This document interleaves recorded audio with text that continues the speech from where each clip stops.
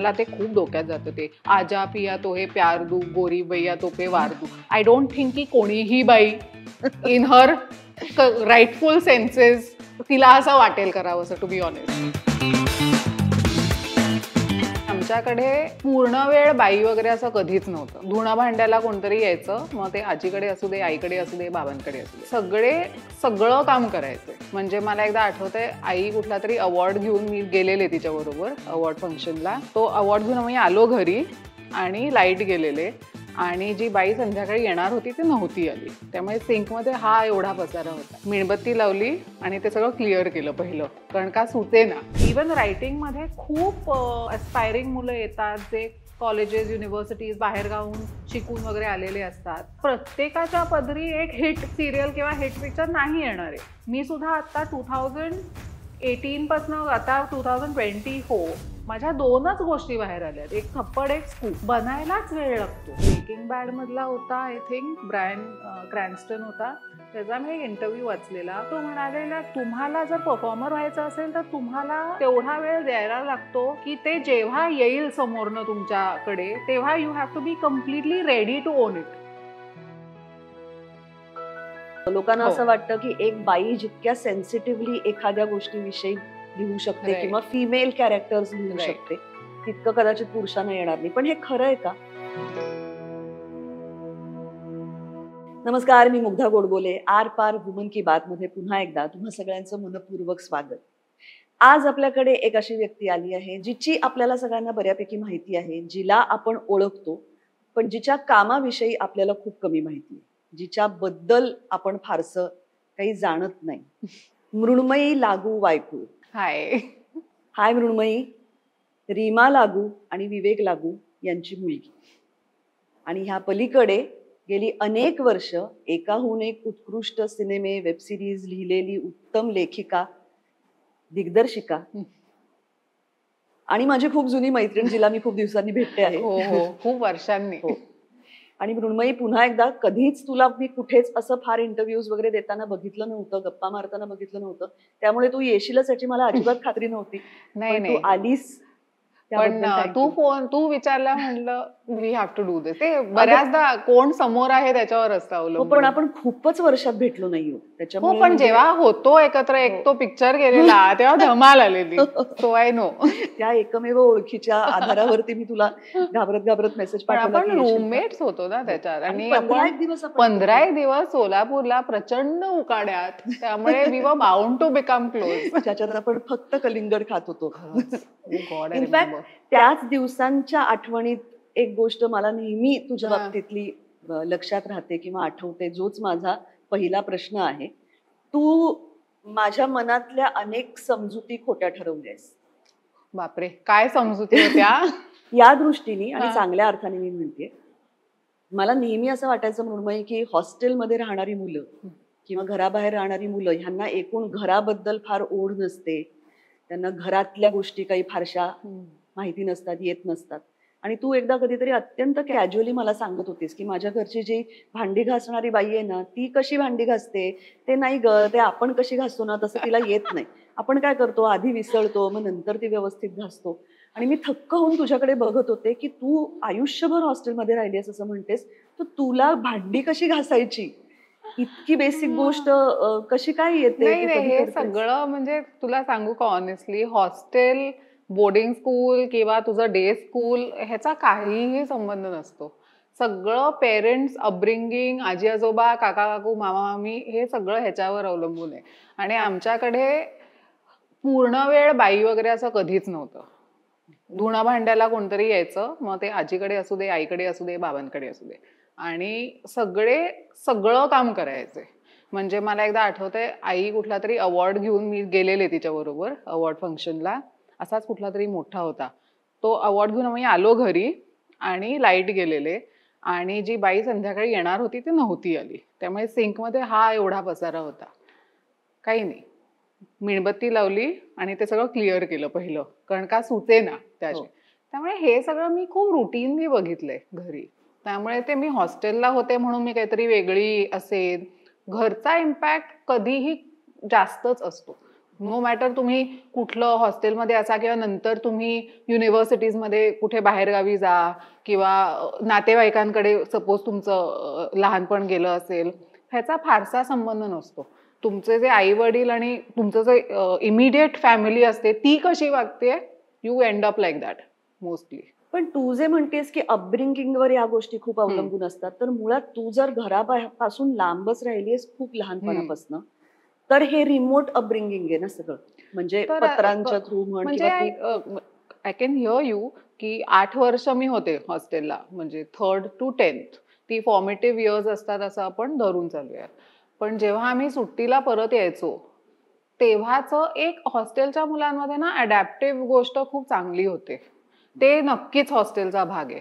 म्हणजे तुम्हाला कुठेही टाक, 1 दिवस लागेल मला ऍडजस्ट व्हायला. त्याच्यानंतर मी तिकडचं जसं कल्चर असेल I will find my self in that. त्यामुळे आम्ही जेव्हा सुट्टीला यायचो 1 दिवस हँगओव्हर असायचा हॉस्टेलचा. त्याच्यानंतर मग काय सकाळी 9-9 वाजेपर्यंत नाही झोपायचं, लाद बसायची, उठायलाच लागायचं. संध्याकाळी टीव्ही नाही बघत बसायचा, आजी बाहेर काढायची किंवा नुसतं बसून राहू नकोस, काहीतरी आवरावर कर. हे सगळं मग त्या ह्याच्यामध्ये हे अडॅप्टिव्ह क्वालिटी जी आहे ना ती हॉस्टेलच्या मुलांमध्ये खूप चांगली येते. कारण का चॉईस नसतो बऱ्याचदा. आपण जेव्हा हॉस्टेलमध्ये जातो तेव्हा आपण घरी कसे वागतो वगैरे हे जर घेऊन तिथे गेलो तर वी विल नेव्हर डू वेल. आणि खूप मग आपल्याला त्रास होईल, आईवडिलांना त्रास होईल. सो मला वाटतं त्याच्यामुळे अजूनही, म्हणजे मी नंतर असिस्टंट डिरेक्टर होते बरीच वर्ष, तर आम्ही कसेही कुठेही राहिलेलो आहोत. म्हणजे माझा एक फोटो आहे माझ्या एडी फ्रेंड्स बरोबर. आम्ही एका अत्यंत घाणेरड्या लोकेशनला मुंबईत, म्हणजे ह्या साईडला एक मासेवाली होती, ह्या साईडला एक बुचर होता आणि त्याच्यामध्ये आम्ही फुटपाथवर बसलेलो, कारण का बसायलाच जागा नव्हती. आणि मी एवढे थकलेलो. तलाश नावाच्या पिक्चरचं शूट होतं आणि एक एक लोकेशन असं शोधून काढलेलं त्या शूटमध्ये की आम्ही एक्झॉस्टेड होतो. त्यामुळे काय होतं ना की वी फिट इन एनिवेअर. आम्हाला असं नाही की 4 वाजता मी नाही ब्रेकफास्ट करू शकत, इट्स टू अर्ली, किंवा मला आत्ताच भूक लागली, मला कॉफी नाही मिळालं तर काही सुचणार नाही, हे असं काही नसतं हॉस्टेलच्या मुलांचं. We can adapt very quickly. पण मुळात मला एक सांग की आजकाल नेपोटिझम हा शब्द झालाय की थोरा मोठ्यांची मुलं जन्माला आल्यावरच कोणीतरी थोर मोठे असतात आणि ते तसेच होणारच असतात असा एक समज असतो. पण दुसऱ्या बाजूनी त्या मुलांवर यशस्वी होण्याचं एक वेगळं प्रेशर सुद्धा असतं. तुझी आई रीमाताई राष्ट्रीय पातळीवरच्या अभिनेत्री, विवेक काका स्वतः उत्तम दिग्दर्शक, लेखक, अभिनेते. ह्या सगळ्यामध्ये आपणही यशस्वी झालं पाहिजे ह्याचं तुझ्यावर प्रेशर होतं का? त्यांनी दिलं नसेल पण तुझ्यावर ते होतं का? पहिली गोष्ट म्हणजे नेपोटिझम हा शब्द, ते आता ना खूप शब्द आलेत आणि ते खूप प्रॉब्लेमॅटिक शब्द आहेत सगळे. आणि अनफॉर्च्युनेटली जे एक नो ब्रेनर असायचं की हा शब्द चांगलाच आहे, त्याच्यावर सुद्धा आता चर्चा, डिबेट होतं. म्हणजे फॉर इन्स्टन्स सेक्युलरिझम, अचानक तो वाईट शब्द झालेला आहे आणि नेपोटिझम आलेला आहे. आता नेपोटिझमवर ही जी एवढी चर्चा आहे ती डेफिनेटली एक टार्गेटेड चर्चा आहे. ते काय ऑर्गॅनिकली लोकांना वाटतंय म्हणून ती आलेली नाहीये. आपली फिल्म इंडस्ट्री आणि पॉलिटिक्स ह्याच्यामध्ये ती चर्चा नॉर्मली असते. माझ्या माहितीतले जवळपास 99% माझे फ्रेंड्स ते त्यांच्या आईवडिलांचंच प्रोफेशन करतात. मग ते डॉक्टर, लॉयर, इंडस्ट्रियलिस्ट किंवा कुक, शेफ काही असू दे, they are following in the footsteps of the parents. आणि आपल्या कंट्रीमध्ये काय, जगामध्ये काय, नॉर्मली मुलं आई वडील जे करतात तेच करतात. So I don't know why it's bad. I think it's very normal. आता प्रेशर मला आई वडिलांनी नाही दिलं, नातेवाईकांनी थोडं दिलं असेल कधी, पण अगदी म्हणजे अननोईंगली, की अगं आई एवढं चांगलं काम करते, तुला भीती नाही का वाटत, किंवा लिखाणाचं तू बाबांना दाखवतेस का. तर ते पण मी प्रेशर नाही म्हणू शकत. पण मी स्वतः फार प्रेशर घेणारी नाहीये. मला फक्त पंक्च्युअलिटी ह्या एका गोष्टीचं मी प्रेशर घेते. कुठेतरी वेळेत पोचणं, काहीतरी आपण कमिट केलंय ते त्या वेळेला करणं, ह्याचं मला सगळ्यात जास्त प्रेशर असतं. मी जेव्हा ऍक्टिंग मध्ये चुकून शिरलेले तेव्हा जेव्हा मला जाणवलं की आपल्याला ह्यातलं काही फार कळतही नाही, जमतही नाही आणि मग आवडतही नाही, तेव्हा मला थोडं प्रेशर यायला लागलेलं. कारण मी फॉर्च्युनेटली खूप चांगल्या लोकांबरोबर काम केलं in my extremely short span. म्हणजे मराठीमधले खूप मोठे मोठे लोक, म्हणजे पहिलाच पिक्चर माझा विक्रम गोखले, श्रेयस तळपदे आणि मृणाल कुलकर्णी आणि मी टायटल रोल वगैरे करते. म्हणजे नाईटमेअर ऑफ अनदर लेवल. ज्यासाठी तुला महाराष्ट्र ते म्हणजे एक असतं ना, एक फ्लूक लागतो तेवढंच येते. त्याच्यामध्ये माझं खूप कमी कॉन्ट्रीब्युशन आहे. सिन्सिअरिटी आहे की एकदा जेव्हा मला कळलं की ह्या टायटल भूमिकेमध्ये मी आहे आणि हे सगळे आजूबाजूला आहेत आपल्या, तेव्हा आपल्याला काय करायला हवं की निदान सिन्सिअरली तरी डिलिव्हर करायला हवं. तेव्हा मला पहिल्यांदा प्रेशर आलं की बाप रे, आपण का इथे आहोत, ह्यांनी आपल्याला का घेतलंय, ह्यांना का वाटलं की आपण गावातलं कोणीतरी दिसू शकतो. ते सगळं. So the first day of shoot was the worst. म्हणजे मला आठवत आहे की तो हिरो खूप दिवसांनी कुठून तरी येतो वगैरे आणि मला त्याला बघून असं खूप काहीतरी वाटतं आणि म्हणलं की बाप रे, हे कसं काय. एक तर त्या लाजणं बिजणं हे जमत नाही अजिबात कधीच, त्यामुळे त्याला बघून लाजायचं आणि काय काय करायचं. म्हटलं रे देवा, कुठे अडकलोय आपण. बरं, मी नेहमीच बऱ्यापैकी हेवी होते ॲज अ पर्सन, म्हणजे बिटवीन हेवी आणि फॅट. तर ते नाजूकपणा आणि नजाकत आणि अलगद पावलं ठेव, अरे बापरे. मी म्हटलं वृंदाताई, गजेंद्रची बायको, मी म्हटलं वृंदाताई तू कर हे, तू त्याला असिस्ट करते. सो तेव्हा मला खूप प्रेशर आलं, कारण का आजूबाजूला खूप चांगली माणसं होती ऍक्टर्स. मी थिएटर पण केलं, त्याच्यामध्ये सुद्धा शुभांगी मावशी होती, गोखले, राजन भिसे, म्हणजे Mangesh Kadam was my first director. त्यांनी मला लिटरली एका रात्री मंगेश काकांनी शिवाजी मंदिरच्या स्टेजवर हातात हात घालून फक्त चालायला शिकवलं की चल आपण चालूयात स्टेजवर. कारण मी एवढी स्टिफ होते की I was so much under pressure की मला काही येत नाहीये. नंतर मी डायलॉग्स विसरले स्टेजवर. सो मला I was in the worst state possible, कारण का मला कळत होतं की I am not good, I am not cut out for this, आणि आपण संधी मिळाली म्हणून प्रयत्न करतोय. तेव्हा मला जेवढं प्रेशर होतं त्याच्यानंतर मला एवढं कधीच नाही आलं, बिकॉज मग मला कळलं की I can't do this. Me assist केलं तेव्हा मला खूप, I was very comfortable. I was, म्हणजे अगदी आपल्याला असं घरी आल्यासारखं वाटतं ना की हे सगळं आपल्याला कळतंय, ह्याच्यामध्ये आपण एस करू शकतो. इवन रायटिंगमध्ये जेव्हा I went, I was extremely scared की बापरे, आता आपण लिहिलेल्या गोष्टी कोणीतरी सिरियसली घेऊन त्या पिक्चराइज करून चांगले चांगले नट ते डायलॉग्स बोलणार आहेत, हे आपल्या डोक्यात नाही चाललंय, हे ऍक्च्युली लोक पैसे घालून बनवणार आहेत. तेवढं प्रेशर आलं, पण ते नेपोटिझममुळे नव्हतं आलं किंवा आई वडिलांमुळे नव्हतं आलं. It was just my liking for that job and to do well, त्याचं प्रेशर होतं. So I have never lived under the pressure की आई वडिलांनी हे अचीव्ह केलंय सो आय शुड. माझं प्रेशर नेहमी आहे की I need to do my best. ते मला जर कुठे डिससॅटिस्फॅक्शन आलं तर मग म्हणजे खूप त्रास होतो मला. म्हणून मग मी काम सुद्धा जरा कमी करते. जे मला अगदीच पटतं तेच मी करू शकते, जे नाही पटत तिथनं मी बऱ्याचदा निघून जाते. कारण कामाबरोबर तुम्हाला कसं ते वाटते तेही महत्वाचं असतं. सो हां, म्हणजे हे साधारण आहे the way I look at it. पण त्यावेळेला, त्या वयात 20व्या वर्षी 21व्या वर्षी जेव्हा तुला बेस्ट डेब्यूचा एक राज्य पातळीवरचा पुरस्कार मिळालेला आहे, ऑब्व्हियसली तू रीमाताईंची मुलगी म्हटल्यावर तुझ्याबद्दल खूप क्युरिओसिटी लोकांना आहे, उत्सुकता आहे, कुतूहल आहे. अशा स्टेजमध्ये आपल्याला हे येत नाही, ह्याच्यापेक्षा आपण काहीतरी वेगळं करूया, हे स्वतःला आणि आई वडिलांना पटवून देणं, ह्याला एक वेगळी ताकद लागली असेल. त्याचं कसं झालं ना मुद्दा, ते मी एक पिक्चर करत होते, दोघात तिसरा, बाकी सगळं विसराचं.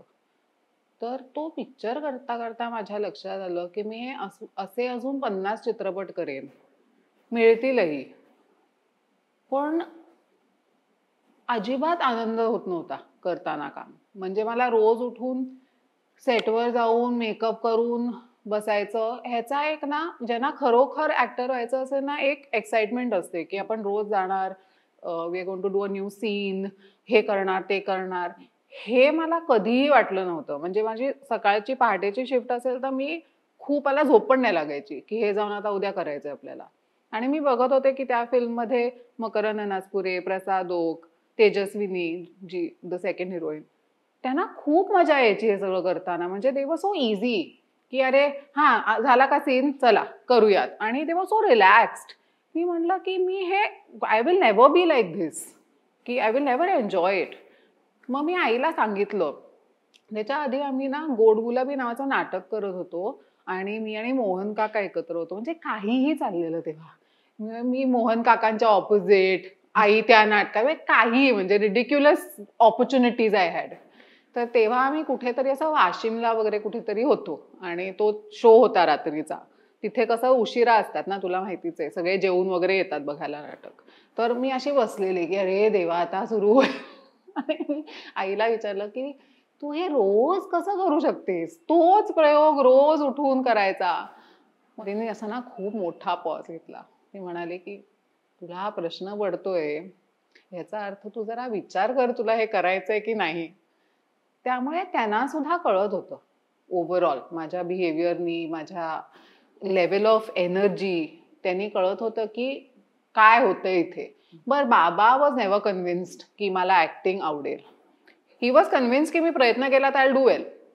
त्यामुळे मी जेव्हा त्याला पहिल्यांदा सांगितलं, मी म्हणलं की नाही बुवा, मला हे नाही जमते, मला कोणाला जाऊन भेटायचं नाहीये, मला काही प्रयत्न नाही करायचा आहे. तर तो म्हणाला ठीक आहे, मग काय करायचंय तुला. मी म्हणलं मला असिस्ट करायचंय, डिरेक्शन, रायटिंग तिथे. तो म्हणला चालेल. मग मी मम्माला सांगितलं, आईला. तर ती म्हणाली की नाही ते कळतच आहे मला, फक्त अगदी सगळे दरवाजे बंद करू नकोस, प्रेशर काढल्यानंतर कदाचित तू एन्जॉय करशील, समोरनं काही आलं तर. पण तेवढी अक्कल नव्हती.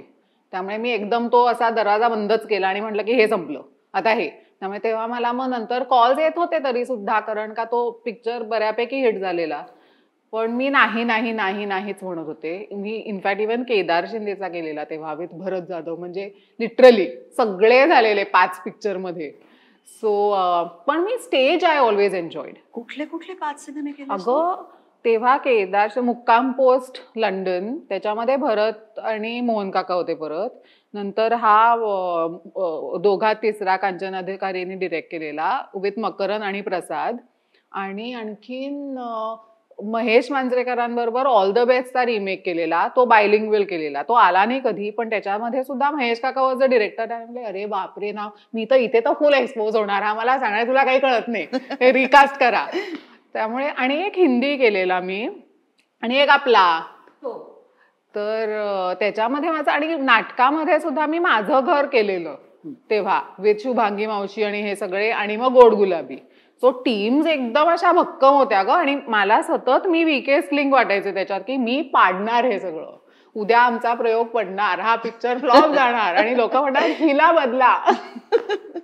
त्यामुळे ते प्रेशरला खूप आलेलं. पण मग आई वडिलांनी ते खूपच, म्हणजे दे रिसिव्ड इट वेल. आणि ते म्हणाले की नाही, तुला you do your on struggle आणि बघ तुला काय कशात आवडते. आणि मग ना ह्या वेळेला ना आपल्याला प्रिव्हिलेज काय ते कळतं की आपण ट्राय करून सोडून बदलू शकतो. त्याला I feel that is privilege. आता सुद्धा माय डेफिनेशन ऑफ प्रिव्हिलेज तेच आहे की मी मला हवं ते आवडीचं काम घेऊ शकते बिकॉज ऑफ एक ज्या सोशो इकॉनॉमिक मध्ये मी वाढले, किंवा ते जे आहे माझ्या आई वडिलांमुळे माझ्याकडे. सो ते privilege is very important for me. So आणि थँकफुली ते आई वडिलांनी मला दिलं. You know, they let me be on my on track. आणि तेव्हा खूप प्रश्न पडायचा नातेवाईकांना की काय करते, काय दिसत नाहीये. बरं, असिस्टंट डिरेक्टर नेमकं काय करतोय कोणाला माहित नसतं, कितीही तुम्ही सांगितलं तरी. त्यामुळे हा ठीक आहे, ती आमिर खान बरोबर काम करते, निदान ती नावं तरी त्यांना माहिती होती. So lot of support, no pressure really. थोडं मागे जाऊया तुझ्या कामाच्या ह्याच्यात जाण्यापूर्वी. पुन्हा एकदा माझा अजून एक समज, मी जे तुला मगाशी म्हणाले त्याबद्दल, तू खूप कॅज्युअली मृण्मयी, कॅज्युअली म्हणण्यापेक्षा, कॅज्युअली हा शब्द चुकीचा आहे, पण तू खूप बोलता बोलता शांतपणे तुझ्या आईच्या डिवोर्स बद्दल कधीतरी बोलली होती. आणि मला माझ्या तेव्हाच्या सेन्सिबिलिटीला तोही एक धक्का होता की ही मुलगी किती शांतपणे आपल्या आई वडिलांच्या सेपरेशन बद्दल बोलू शकते. किंवा त्याच्याकडे तटस्थपणे बघू शकते. आज ह्या गोष्टीला 20-25 वर्ष झाली असतील आपण हे बोललो त्याला. आज हे बऱ्यापैकी कॉमन झालं. आज आपल्या आजूबाजूला अशा अनेक फॅमिलीज असतात जिथे आई वडिलांचं पटत नाही हे Right. मुलांना माहितीये, आई वडील Right. वेगळे राहतात हे मुलांना माहितीये, पण तेव्हा तसं नव्हतं. हम्म. तू कशा पद्धतीने त्या सगळ्या काळात स्वतःला मानसिक दृष्ट्या खंबीर म्हण किंवा शांत म्हण ठेवू शकलीस? हम्म. कारण आज आपण असं अनेकदा बघतो की मुलं एकतर त्याचा स्वतःच्या बाजूनी काहीतरी एक उपयोग तरी करून घेतात, हम्म. विक्टिम कार्ड तरी प्ले करतात, किंवा त्यातून एक स्वतःची पर्सनॅलिटी वेगळीच काहीतरी त्यांची घडत जाते, जास्त रिबेलियस ते होत जातात. तू त्या सगळ्यात कशी होतीस?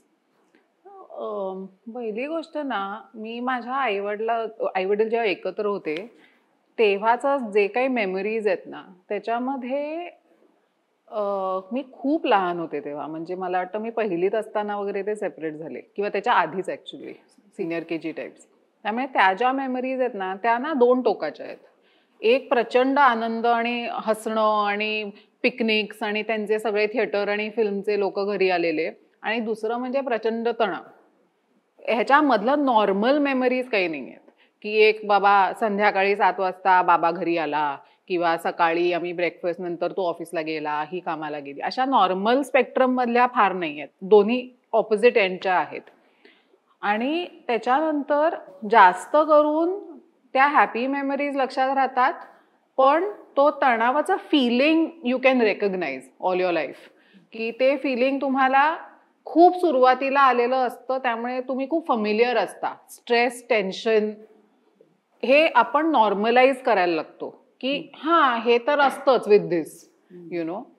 सो ते थोडंसं माझं नॉर्मलाइज झालेलं. पण द गुड पार्ट वॉज की त्यांनी खूप लवकर निर्णय घेतला आणि दोघांनीही मला त्यांच्या पद्धतीने खूप शांतपणे हा निर्णय सांगितला. आणि मोस्टली सांगितला नाही, इट वॉज अ डिस्कशन. म्हणजे मम्माने मला खाली बसवलं आणि म्हटलं की हे असं असं आहे, ह्याच्यामध्ये तुझा फॅक्टर काहीही नाहीये, तुला जसं आम्ही करतो तसंच कंटिन्यू राहणार आहे. बाबांनी सुद्धा तेच सांगितलं की आमचं पटत नाहीये आणि त्याच्यामुळे आम्ही असं करतोय. सो दे वर व्हेरी काम अबाउट इट. म्हणजे त्यांचा डिसिजन झाल्यानंतर दे वर व्हेरी काम. आणि त्यांचा divorce also was completely mutual. त्यांनी डिवोर्स पेपर साईन करून ते घरी येऊन दे सेलिब्रेटेड आणि मग they went their own ways. So I had seen this also. Second is माझ्या पर्सनॅलिटीचा भाग आहे की मला जसं मी मगाशी म्हटलं की मला लाजायला खूप कठीण जातं, सिमिलरली मला कोणी ऑकवर्ड पोझिशनमध्ये टाकायला मला आवडत नाही. त्यामुळे मी जेव्हा हॉस्टेलला गेले तेव्हा काही काही त्या आमच्या ज्या मेट्रन्स वगैरे होत्या त्या म्हणजे कन्सर्ननीच विचारत होत्या, काय असं कुचकटारकं चौकशी की अगं असं आहे ना मग कसं. तर माझा मग त्याच्यामध्ये ना खूप असा हेड ऑन हे यायचं की हो डिवोर्स झालेला आहे. म्हणजे I would want to stop that conversation with accepting की येस डिवोर्स आहे आणि I am very happy with it, कारण का आता ते नॉर्मल जगतात आणि भांडत नाहीत. त्यामुळे दिस वॉज माय अप्रोच की before anyone can make me awkward about it, मी आपलं ते डिक्लेअर करून आय टू मूव्ह ऑन. आणि टू बी व्हेरी ऑनेस्ट ना, त्यांनी डिवोर्स नंतर त्यांचे संबंध खूप सुधारले आणि वेअर आय वॉज कन्सर्न्ड त्यांचे रिस्पॉन्सिबिलिटीज खूप चांगल्या पद्धतीने शेअर केल्या. So I have only seen them as good friends always. म्हणजे माझ्या लग्नामध्ये सुद्धा ते दोघंही बसलेले आणि ते म्हणजे लिटरली हे सगळे त्यांचे जे फ्रेंड्स वेल विशर्स आलेले दे वर लाईक की तुम्ही परत करा आता लग्न. सो दे वर so good with each other. Husband wife equation was horrible, म्हणजे रिडिक्युलस.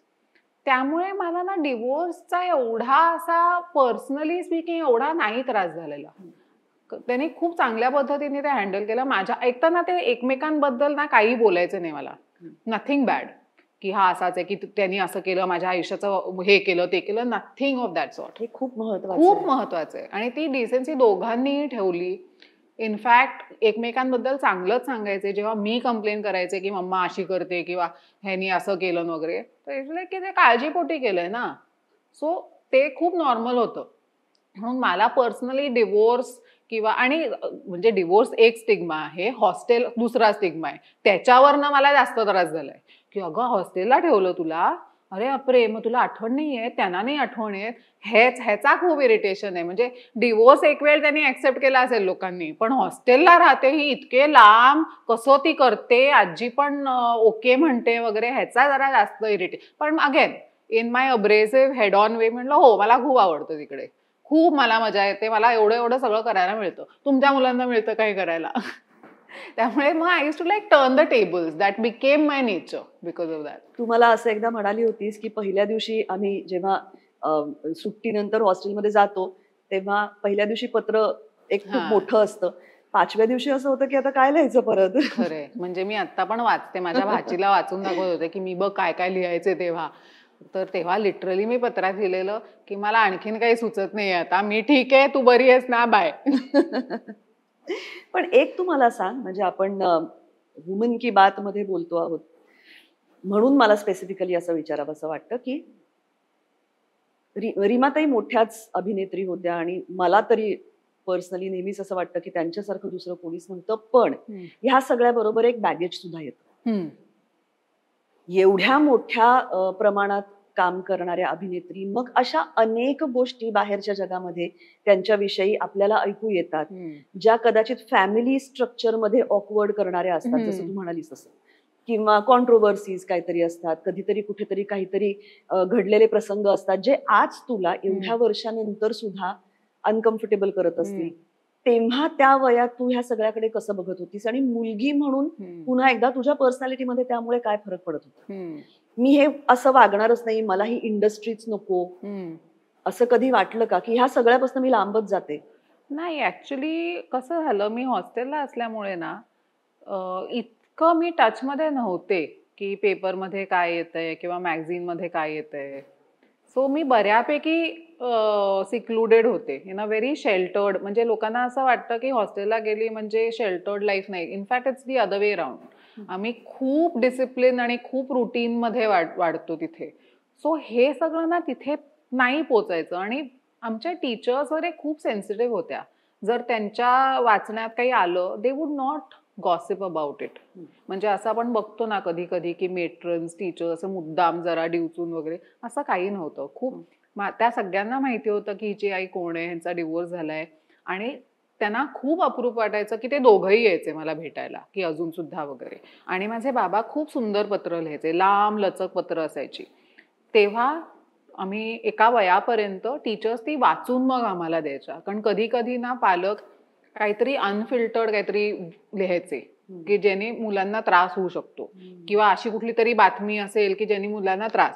मग त्यांनी टीचर्सनी सांगितलेलं असायचं की तुमची सगळी पत्र आम्ही वाचून मग हे करणार, म्हणजे वी कॅन हँडल जर तशी काही न्यूज वगैरे असेल तर. त्यामुळे त्या टीचर्स म्हणजे दे यूज टू वेट की हिच्या बाबांचं कधी पत्र येते, कारण खूप छान लिहायचा तो. त्यामुळे मला ना एकतर ह्या इंडस्ट्रीविषयी कधीही कटुपणा आला नाही. कारण some of my best memories are नाटकाची तालीम. मला खूप आवडायचं तिकडे बसून त्या तालमी बघायला. मी नाटक खूप शोज मी विंगेत बसून बघितलेले आहेत, खूप दौऱ्यांवर गेलेले आहे. दौऱ्यांमध्ये बसमध्ये जे चाललेलं असतं, हसणं खिदळणं पत्ते, हे सगळं मी मी अगदी खूप लहान असल्यापासून बघितलंय. आणि हे नट मंडळी वेडे आहेत पण खूप आनंदी असतात, हे मला माहिती होतं लहानपणापासून. म्हणजे ठार वेडे असतात पण खूप एन्जॉय करतात. आणि मग नॉर्मल आयुष्यात त्यांना कठीण जातं, कारण का ते वेडेपणा काही तुम्ही नॉर्मल आयुष्यात नाही आणू शकत. त्यामुळे मला या इंडस्ट्रीबद्दल नेहमीच अट्रॅक्शन होतं, पण मी काहीतरी करेन असं नाही की हे काहीतरी सॉलिड करतायत असं असायचं ते. मी जेव्हा त्यामुळे हे जे कॉन्ट्रोवर्शियल काही गोष्टी होत्या ना, त्या माझ्यापर्यंत फारशा पोचल्या नाहीत. आणि ज्या पोचल्या सुद्धा ना, त्या मला ना, आमच्याकडे कम्युनिकेशन खूप ओपन असायचं, कोणी काही लपवायचं नाही, आई नाही बाबा नाही. ते आपसात डिस्कस करायचे की हे हिला सांगायचं का, की कसं सांगायचं. आणि ते मला सांगायचे की असं काहीतरी आलेलं आहे मम्माबद्दल. किंवा बाबांना पण खूप त्रास झाला. म्हणजे आपण वुमन की बात आता म्हणतोय, पण देयर इज अनदर साइड की सिंगल मॅनला सोसायटी अज्युम करते की हा असा जगत असेल. म्हणजे त्याचं घर बॅचलर पॅड आहे, वाटेल त्या वेळेला बायका येतात, वाटेल त्या वेळेला पार्ट्या चालू असतात, वाटेल त्याला काही चाललेलं असतं. ह्याचा त्याला खूप त्रास झालेला त्याच्या सोसायटीमुळे. त्यामुळे त्याच्याबद्दल पण काय काय लिहून आलेलं. सो त्या दोघंही मला हे सांगायचे की हे असं असं आहे, तुला कुठून तरी कळेल वगैरे वगैरे. त्यामुळे त्याचा मला प्रोसेस करायला इट वॉज व्हेरी इझी की असं चालू आहे. सो नायदर त्या गोष्टीचा नॉर या इंडस्ट्रीचा मला कधी त्याच्यामुळे बिटरनेस किंवा मला हे काही करायचंच नाही असं कधीच नाही. मला ऍडव्हर्टायझिंगमध्ये खूप इंटरेस्ट होता ॲट वन पॉइंट. म्हणजे घरी मी खूप त्रास दिलेला. मी जाहिराती बघायचे आणि त्या जाहिराती संपल्या मी नेक्स्ट चॅनलला जाऊन परत जाहिराती बघायचे. सो तो एक जरा मी त्रास दिलेला. पण otherwise I had a very healthy relationship about this industry in general. मग मला नातेवाईक जेव्हा म्हणायचे की तिथे असं असतं ना, तर मला खूप हसायला यायचं. कारण का मी बघितलेलं असायचं ना आतनं की तसं काही नाहीये. मग हे तुमच्या डोक्यामध्ये छान काहीतरी तुम्ही रंगवताय विच इज गुड, पण इथे असं काही नाहीये. आणखीन एक रंगवलेलं चित्र म्हणजे असिस्टंट डिरेक्टर मगाशी म्हणालीस तसं की फार मजा असते आणि सगळं फार सुंदर असतं, पण तसं अजिबात नसतं. हे तुला त्याच्यात गेल्यानंतर कळलं का तुला आधीपासून त्याची कल्पना होती तरी तू हा निर्णय घेतलास? नाही, मला झिरो कल्पना होती की तिथे काय असतं. मला एकच माहिती होतं की तुम्हाला सेटवर थांबता येतं. आणि मृण्मयी तू दंगल, हो मी खूप पिक्चर, हो पीके, 3 इडियट्स, मी सुरुवातच 3 इडियट्स पासून गेली. तेव्हा मला ना मम्माने दोघं आई वडिलांनी सांगितलेलं की स्टार्ट फ्रॉम द टॉप. तुला मिळालं ते सेपरेट गोष्ट आहे, मग you come down the ladder of wish list, पण you start from the top. आणि मी तेव्हा खूप लोकांना कोल्ड कॉल्स केलेत की मला तुमचा नंबर असा असा मिळाला, can I come and meet, मला असिस्ट करायचंय. म्हणजे मी तेव्हा मिस्टर अँड मिसेस अय्यर नावाचा पिक्चर बघितलेला आहे, and I was in love with Aparna Sen as a director. तर मी तिला फोन केला तिच्या लँडलाईनवर, कॅलकटामध्ये होती ती. म्हणलं मॅम मला खूप तुमच्याबरोबर काम करायचंय, I am so and so. म्हणजे आईचा रेफरन्स कधीच नाही दिला मी, कारण का ते थोडंसं प्राईड होती की ऑन माय ओन मेरिट वगैरे, कारण ऍक्टिंगमध्ये भजं झालेलं ना त्या लेवलवर. मी म्हटलं हे तरी जरा आपण मेरिटोरियसली करूयात. तर ती पण म्हणाली की अगं हरकत नाही, वेर डू यू स्टे? मी म्हटलं मुंबईत. अगं बाई पण मी कॅलकटामध्ये, तू कशी करणार असेल? मी म्हटलं मी येईन ना तिकडे, तुम्ही पिक्चर सुरू तर करा. मी असे खूप कॉल्स केलेत. आणि हे मृण्मयी, मला हे खरंच आवर्जून सांगावं असं वाटतं की मृण्मयी लागूनही सुद्धा असं खूप स्ट्रगल केलाय सध्याच्या भाषेत सांगायचं तर. आणि मजा असते त्याच्यामध्ये. त्यामुळे जेव्हा मला 3 इडियट्स मिळाला त्याची व्हॅल्यू एवढी होती माझ्या डोक्यात की बाप रे मी काय मिळवलंय. आणि मी आता तेव्हा ना शेखर ढवळीकर रायटर ते मम्माच्या संबंधात आलेले for a play or something, आणि त्यांच्या बोलण्यात मला ना स्क्रीन प्ले रायटिंग वगैरे ऐकू येत होतं सतत. तर मी त्यांना म्हटलं की मला खूप इंटरेस्ट आहे याच्यात, तुम्ही जरा प्लीज मला शिकवाल का ते? तर त्यांनी एक दिवस ते स्क्रीन प्ले रायटिंगचं पुस्तक घेऊन बसले माझ्याबरोबर आणि मला सांगितलं हे असं असतं तसं असतं. मग मी त्यांना सांगितलं की मला ना असिस्ट करायचंय बघा. आणि तेव्हा he happen to meet Rajkumar Hirani for something, आणि त्यांनी सांगितलं की अशी अशी एक मुलगी आहे, तुम्हाला असिस्टंट हवी आहे का? मग मी जाऊन भेटले. त्यामुळे actually he was the one who helped me to get there. आणि मग तिथे गेल्यानंतर आय वॉज लाईक की बापरे कोणीतरी माझ्याबद्दल सांगितलंय, तो आय नीड टू डू वेल. तर तू कितवी असिस्टंट होतीस? कारण त्यात सुद्धा पहिली दुसरी ट्रेनी होते मी तेव्हा. मी असिस्टंट म्हणतेय पण मी ट्रेनी होते. ते सुद्धा मला राजू सर भेटले, ही वॉज व्हेरी स्वीट. ते म्हणले तू काय करू शकतेस, तू हे कधी केलंयस का? म्हणलं नाही, मी ऍक्टिंग केले. म्हणलं बर. तो म्हणाले की जे आईवडील ऍक्टर्स आहेत, तुला मराठी इंडस्ट्रीमध्ये भरपूर माहिती असतील, तू आमच्या कास्टिंग डिपार्टमेंटमध्ये जॉईन हो आणि तिथे मदत कर. आणि असं म्हणून ते लडाखला गेले शूटला. तर आता तिथे obviously they not going to take me. तर मी असा लिटरली असा पण केला. तेव्हा आजी पुण्याला राहायची आणि तिथे नेटवर्क खूप वाईट होतं आणि मला एक आठवडाभर तिथे राहायचं होतं तिच्या सोबतीला. तर मी तिथे बाहेर एक लॉन होतं आणि तेव्हा ना माझ्याकडे सेलफोन वगैरे होता. तर मी एक अशी प्रचंड मोठी यादी केली.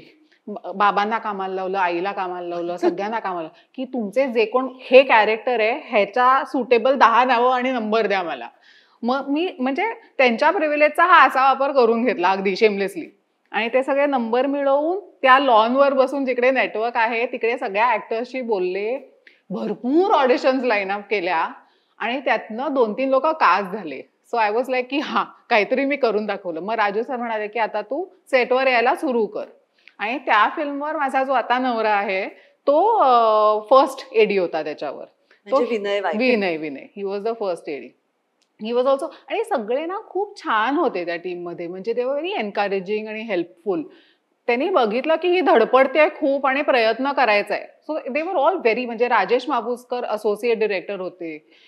त्यांना कळलं की हिला जामच काहीतरी करायचंय. त्यांचा भाऊ रोहन, तो आणि मी खूप हे कास्टिंग बिस्टिंग करायचो. आणि मग ट्रेनी म्हणून तुला किती पैसे मिळाले होते? काहीच नाही सुरुवातीला. मग 5,000 सुरू केलं. जेव्हा मग विनय म्हणाला, की हिला थर्ड असिस्टंट असं लिहूयात आपण. कॉल शीटवर माझं पहिल्यांदा नाव आल्यावर मी ते फ्रेम बीम करून ठेवलेलं. It was ridiculous. It was a call sheet. म्हणजे त्याला काही अर्थ नसतो.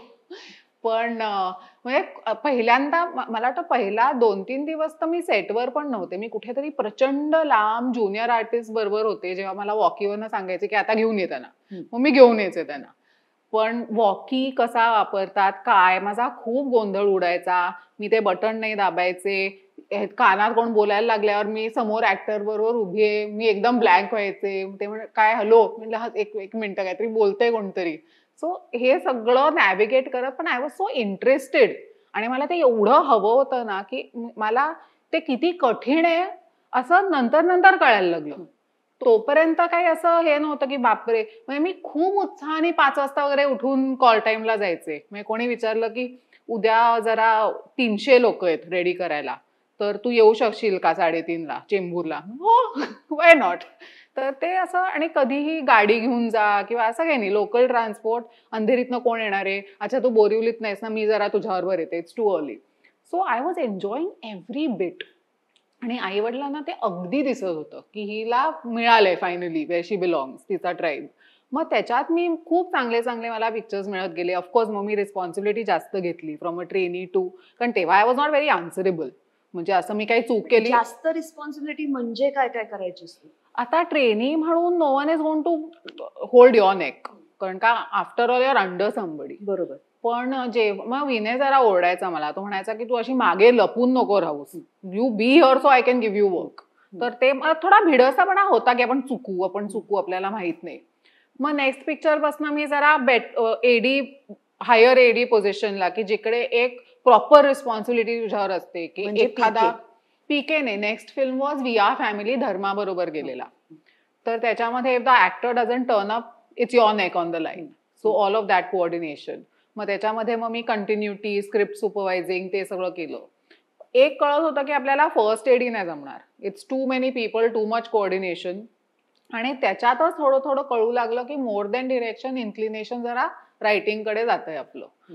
पण for that to dawn it took some time to understand की आपल्याला आवड नेमकी कशात आहे. कारण का आय यूज टू, म्हणजे नॉर्मली मी त्या पिक्चरच्या रायटर्स बरोबर जाऊन बरंच बोलत बसायचे इन्स्टेड ऑफ डिरेक्टर किंवा कॅमेरा किंवा ऍक्टर्स ऑल्सो. ऍक्टर्स पासून आय टू बी क्वाईट फार. पण रायटर्स आले असतील सेटवर तर आय टू गो अँड की मला सांगा मग हे कसं लिहिलं, हे कसं सुचलं तुम्हाला, हे आय यूज टू डू. तेव्हा मग मला कळू लागलं. आणि ऍक्च्युली मी सायमल्टेनियसली लिहित होतेच. मी अगदी कॉलेजमध्ये, शाळेमध्ये असल्यापासून एसेज मला खूप आवडायचे लिहायला. मी सगळ्या मैत्रिणींचे लिहून द्यायचे. चल, मला प्रचंड आवडायचं एसे रायटिंग. नसतं जनरली, मुलांना लिहायला आवडत नाही. नाही, मला लिखाणाची खूप हौस होती. ते पत्र कंटाळा यायचा, पण असं काहीतरी टॉपिक दिलं की मग. आणि ऑल्सो ना, म्हणजे अगेन इट्स रेलिव्हेंट फॉर वुमनिया. मी आधी पण म्हणाले की मी नेहमीच जाडी होते, त्यामुळे माझं ट्रम्प कार्ड ना हे नेहमी बिंग स्मार्ट असायचं. मग त्याच्यासाठी मी भरपूर काय काय धडपड करायचे. कारण मग मुलांच्या बेट्स वगैरे लागायच्या, हिचं वजन काय असेल या महिन्यात वगैरे. आमचं ते हॉस्टेलमध्ये असल्यामुळे ना वेट, हाईट वगैरे चेक करून पालकांना रिपोर्ट करायचे ना की हेल्दी आहे. आणि ते लिटरली अगं मैदानात उभं करून ना अनाऊन्स करायचे की मृण्मयी लागू 67 किलोज. आणि मग त्या बेट्स लागलेल्या असायच्या. सो मग माझं ट्रम्प कार्ड असायचं की तुला केमिस्ट्रीमध्ये किती मिळाले सांग, असं. किंवा एसे रायटिंग मध्ये मी 5 गणित पहिली आहे, गपरा. म्हणजे दिसण्यापेक्षा मी बुद्धीला जास्त महत्त्व देते. चॉईसच नव्हता ना, कारण इट्स लाईक ह्यूज. म्हणजे असं नाही की I didn't want to look good, पण मी म्हटलं की हे नाही जमणार आहे, इथे काहीतरी करूया. पण रायटिंगची ऑर्गॅनिकली आवड होती. कविता, शॉर्ट स्टोरीज, एसेज हे सगळं चालू होतं. मी स्क्रीन प्ले पण आय हॅड ट्राईड, 2-3 होते. ते मी राजू सरांना सतत बघा ना वाचाना असं मी शेमलेसली खूप करायचे. So I have lost thought what was the question and where am I. अशी तू असिस्टंट म्हणून किती वर्ष काम करत होती? मी तरी बरीच वर्ष काम केली. मी स्टार्टेड विथ 3 इडियट्स आणि आय एंडेड विथ दंगल, which is a year after my marriage. So 2009 पासून 2015 पर्यंत मी होते त्याच्यामध्ये. पण त्याच्यात ऑल्सो ना मी खूप सिलेक्टिव्ह फिल्म्स घेतल्या. मला नाही आवडायचं जे सर्कल पटत नसायचं ना, तिथे मला असिस्ट करणं पटायचं नाही. त्यामुळे मी थांबायचे. कुठला तरी बरा असेल, टीम चांगली असेल, then I would like to work. कारण का शिकणं हा हेतू होता नेहमी. ऑफकोर्स मेकिंग मनी सुद्धा नंतर नंतर आलं त्याच्यामध्ये, कारण आई वडिलांकडनं घ्यायचं नव्हतं किंवा एक स्वतःचे एक्सपेन्सेस तरी त्याच्यातनं काढायचे वगैरे. पण मग असे जेव्हा मी चुका करायला लागले तेव्हा मला हे थांबवायचे नाही, पण ते नेहमी सांगायचे की ही गरज नाहीये तुझी, हे तू स्वतःवर काहीतरी फालतू प्रेशर टाकलेलं आहेस, पण हे करायचं नसेल आणि त्याची जर चांगली कारणं असतील तर ते नको करूस. बाकी काय तुझं इकडे खाण्यापिण्याचे काही वांदे नाही होणार आहे. तर त्यामुळे मग ते तसं बऱ्यापैकी मी ओके ट्रॅकवर. So again that was a good privilege I had, की I could choose to work with someone, की ह्यांची फिल्म आहे तर तिथे जाऊन 10 फेऱ्या मारायच्या, हे नाही, हे नको, हे सांगू शकायचे. पण मग आज जेव्हा माझ्या आजूबाजूला अशी असंख्य मुलं आहेत ज्यांना राजू हिरानीकडे असिस्टंट व्हायचंय किंवा रोहित शेट्टीकडे असिस्टंट व्हायचंय, आणि आम्हाला असं कळतं किंवा त्या मुलांना असं कळतं की अरे त्याच्याकडे 12-12 वर्ष जे असिस्टंट्स आहेत ते अजूनही तेच आहेत, नवीन कोणाला ते घेतच नाहीत काम करायला. काय करावं ह्या मुलांनी असं तुला वाटतं? पण ना आता ना थोडं कल्चर पण चेंज झालंय. म्हणजे आमच्या वेळेला ना तुला सांगायचं तर राजू सरांकडे एक मी सोडले आणि राजेश माबुसकरचा भाऊ सोडला, तर जे 5-6 मेन पोझिशनवर जे एडीज होते ना, दे हॅड, म्हणजे त्यांचं कोणीही फॅमिली कनेक्शन वगैरे नव्हतं. ते कुठून कुठून प्रूव्ह करून आलेले स्वतःला. फिल्म स्कूल असू दे किंवा स्वतःची शॉर्ट फिल्म असू दे किंवा एक वेगळ्या डिरेक्टर बरोबर काम, may be he is not a big deal, पण चांगलं काम केलंय. त्यामुळे ना आम्हाला सुद्धा इन सबसिक्वेंट प्रोजेक्ट्स खूप वेगवेगळी मुलं असायची who had nothing to do with this industry, जे स्वतः फिल्म मेकर व्हायला आलेत आणि त्यांना चान्स मिळालाय. आता थोडंसं ना कल्चर पण बदललंय. थोडंसं एक काय म्हणतात त्याला, रेकमेंडेशन, ओके, किंवा कम्फर्ट लेवल, किंवा माझा भाचा, ह्याची भाची, ह्याचा मुलगा, असं थोडंसं झालंय.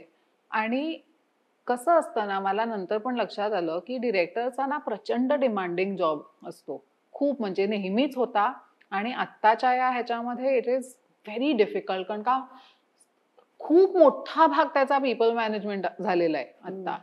त्यामुळे त्यांना सुद्धा ना खूप हवं असतं की नवीन नवीन लोक मी घेऊ, पण एक कम्फर्ट लेवल झालेला असतो जुन्या असिस्टंट्स बरोबर, त्यामुळे ती बोट हलवायची नसते.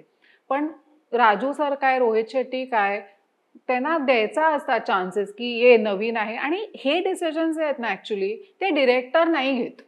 हे decision mostly the chief AD किंवा फर्स्ट एडी घेतो, डिरेक्टर त्याच्यात नाही पडत. त्याचा जो एक असिस्टंट असतो, जो डीए म्हणतो आपण ज्याला, ते फक्त ते निवडतात की तू मेरे साथ हर टाइम रहेगा 24 घंटे. पण बाकीची जी टीम आहे ती फर्स्ट एडी किंवा चीफ एडी सिलेक्ट करतो. मग त्यांचा पण एक कम्फर्ट लेवल असतो, कारण काय खूप मोठ्या स्केलचे फिल्म्स असतात, so they want experienced kids. आणि आता the other side of it ना, मुलांना पैसे कमवायची प्रचंड घाई झालेली आहे. म्हणजे माझे जे भाचे किंवा असे कोणी आहेत त्यांना ना दे डोंट केअर की आपण कुठे काम करतोय, सॅलरी किती आहे ना हा खूप मोठा क्रायटेरिया असतो. बऱ्याचदा मी त्यांना सांगते की काय गरज आहे, म्हणजे काय घरातनं तुम्हाला बाहेर काढलंय का काय, एक इंडिपेंडेंटली फ्लॅटमेट बरोबर राहायचंय, एक सर्टन लाइफस्टाइल हवी है, ये मेरे को इतना दे रहा है पर मंथ 45 दे रहा है, वहां पे इतना ही मिलेगा. पण तू प्रेस्टीज आणि कुठे जातोयस ते बघ ना, थोडंसं कन्सिडर कर. पण ती पण काही खूप आहे आता, त्यामुळे थांबणं हे प्रचंड कठीण झालंय मुलांना. मी खूप थांबले to get the right opportunity. आणि तेव्हा हे बघ, मला आता रेट्रोस्पेक्ट मध्ये वाटतं की मला पैशाची दादांना नव्हती, सो आय कुड. पण तेव्हा तसं नसतं वाटत ना. तेव्हा आपल्याला वाटत असं की आपण काही करत नाही होत, ह्यांच्यावर जगतोय, काय आपल्याला म्हणजे काय स्टँडिंग आहे आपलं, तेव्हा आपली घाई असते. पण आता कल्चरली सुद्धा इतकं सगळं ना पटपट पटपट हवं असतं ना, की मला असे खूप मेसेजेस येतात की मॅम मी असं असं, आणि मेसेजेसची पद्धत पण चेंज झाली आहे. Hi I am so and so, this is my CV, if there is anything please let me know. म्हणजे इतकं ते असं मी नाही रिस्पॉन्ड करत. कधी कधी मी म्हणजे असं I give them my piece of mind की कोण, who are you, why should I consider you, असं काय आहे. पण हे सुद्धा चेंज झालंय, यु नो. सो एक पेशन्स नाहीये, there is a hunger for something completely different. बरेच मी एडीज बघते, त्यांचं खूप ठरलेलं असतं की ये ऍक्टर के साथ फ्रेंडशिप करना है. म्हणजे we can become whoever we want. त्यांचं ऑनसेट कॉन्ट्रीब्युशन ना म्हणजे असं कमी आता जे तेव्हा आम्हाला खूप चांगले चांगले फर्स्ट एडीज मिळाले ज्यांना कॅमेरा मध्ये न बघता लेन्स कळायची, फ्रेम कळायची, ते सांगायचे ते फ्रेम मध्ये बाहेर कर, किंवा तिथे लांब तो आवाज येतोय तो हमखास त्रास देणार, तिथे जाऊन बघ काहीतरी करायचं. पण आता इव्हन चीफ एडीज वगैरे ना एक फ्रेंडशिप रिलेशनशिप मध्ये ते सडनली हे झालेले आहेत. सो टेक्निकल नो हाव सुद्धा ना विथ द असिस्टन्स इज लेस. त्याच्यामध्ये यू गेट की खूप सिन्सिअर, खूप मेहनती लोक आहेत, नाही असं नाही, पण there is a certain change जो सगळीकडेच आलेला आहे. मी तेच त्याच्याचकडे मी येणार होते की जसं कास्टिंग काउच हा एक प्रकार आहे की ऍक्टर व्हायचं असेल, हिरोईन व्हायचं असेल तर तुम्हाला कॉम्प्रोमाइजेस करावे लागतील. तसं कॅमेराच्या मागे काम करायचं असेल आणि कन्सिस्टंटली करायचं असेल, त्यातून चांगले पैसे मिळवायचे असतील, मोठ्या प्रोडक्शन्स बरोबर करायचे असतील, तर हे सगळं करावं लागतं. तरुण मुलींना ह्या गोष्टी फेस कराव्या लागतात नाही. टू बी व्हेरी ऑनेस्ट, कसं आहे ना, देर इज अ स्कोप किंवा ऑपॉर्च्युनिटी फॉर धिस. पण तुम्ही जर ठरवलं की मी नाही हे काही करणार, तरी सुद्धा यू कॅन बी सक्सेसफुल. तुमची काय घाई आहे आणि ती कशासाठी आहे? तुम्हाला चांगल्या लोकांबरोबर काम करून शिकून तुमचं काहीतरी बनवायची घाई आहे तर तुम्ही व्यवस्थितच मार्ग निवडा. पण तुम्हाला if you want to arrive काही करून, मग काय तू डॉक्टर हो किंवा पिऊन हो किंवा या इंडस्ट्रीमध्ये you are going to compromise yourself कुठे गेलंस तरी. आता माझी एक समिहा म्हणून स्निग्धा सबनीसची मुलगी, तिने आत्तापर्यंत मला किंवा विनयला एकदाही फोन नाही केलाय की मला जरा ह्यांचं इंट्रो दे ना किंवा माझ्यासाठी बोल, असं कधीही नाही केलंय. खूप चांगलं. आणि ती इतकं ब्रिलियंट काम करतेय. ती नेटफ्लिक्सच्या टेक 10 शॉर्ट स्टोरीज मध्ये she had her film in the top 10. She is आता शकून बत्राला शी इज अ DA. ती हे फोन करते की मला ना इथनं काम आलंय, पण तुला काय वाटतं, how do you think they are, कारण मला माहिती आहेत ती लोक. पण तिने कधीही माझी हेल्प घेतली नाहीये, विनयची हेल्प घेतली नाहीये, बाबांची नाही घेतलीये, तिच्या आईची नाही घेतलीये. Despite that she is doing very well. काहीही कॉम्प्रोमाइजेस न करता ती एकाच वेळेला 10 गोष्टी करते. शी इज अ गुड डान्सर, ती स्वतः ऍक्टिंग करते, ती शॉर्ट फिल्म्स प्रोड्यूस करते दुसऱ्यांसाठी, त्यांना सगळं इन्फ्रास्ट्रक्चर अवेलेबल करून देते, ती DAचं काम करते, स्क्रिप्ट लिहिते, स्वतः वेब सिरीज आता पिच करते. So there is enough to do for everyone जर तुमचं इंटेन्शन करेक्ट आहे, यु नो. आणि मग ह्या सगळ्यानंतर तू लिखाणाकडे कधी आणि ऍक्च्युअली काम कधी सुरू केलंस? म्हणजे तुला इंटरेस्ट होताच, हो, पण तू करायला लागलीस आणि तू म्हणालीस तसं की ते पैसे लावून कोणीतरी करायला तयार झालं, राईट. हे कधी घडलं? माझं मी दंगल शेवट केला. आय डिसाइडेड की हे असिस्टंट म्हणून आता दिस विल बी द लास्ट. मग मी एक आउलेट फिल्म्स नावाची कंपनी आहे जी कॉन्टेंट कंपनी आहे, त्याच्यामध्ये I was working for 3 years. की बेसिकली सेम थिंग, म्हणजे स्क्रिप्ट कोणी देतंय ते वाचून फीडबॅक देऊन मग ते स्टुडिओज किंवा प्लॅटफॉर्म्सना पिच करायचं ॲज अ क्रिएटिव्ह प्रोड्युसर, असं काम केलं 3-4 वर्ष.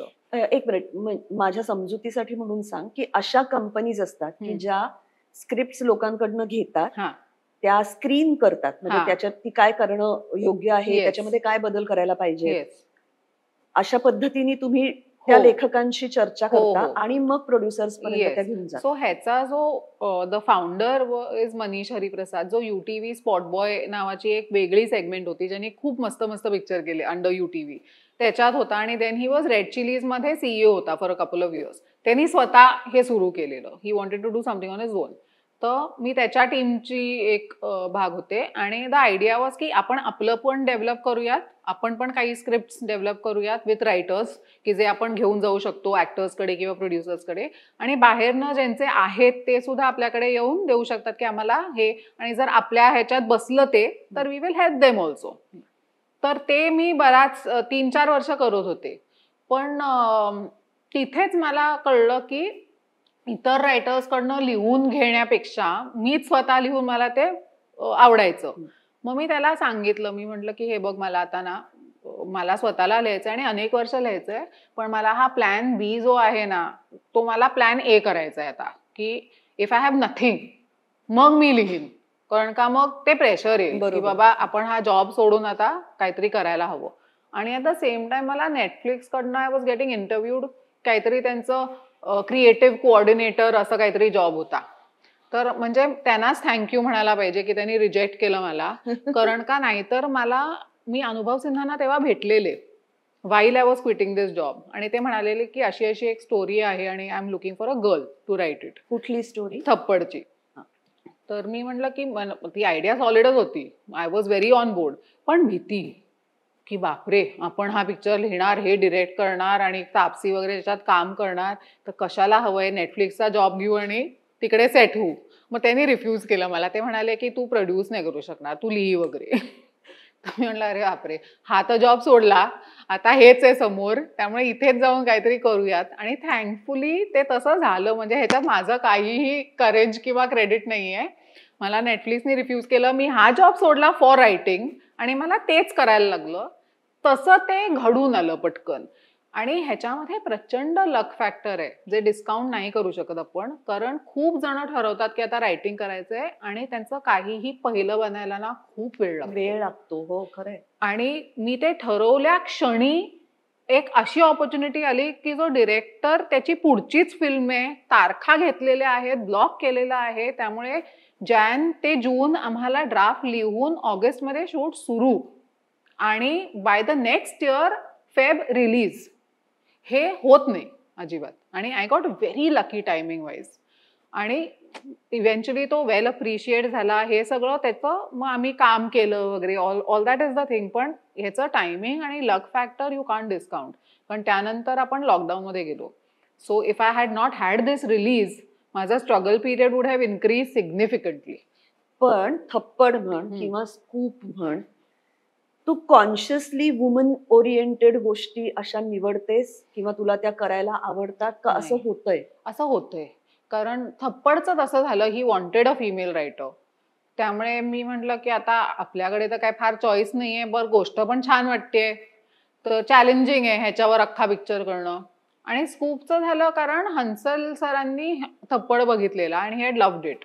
आणि त्यांनी मग प्रोडक्शन हाऊसला सांगितलं, ते पुस्तकावर आहे ना, बिहाइंड बार्स इन बायकला जिग्नावोराच्या, तर त्यांनी पुस्तक वाचलं आणि सांगितलं की हरकत नाही करायला, हिला बघा, हिला इंटरेस्ट आहे का.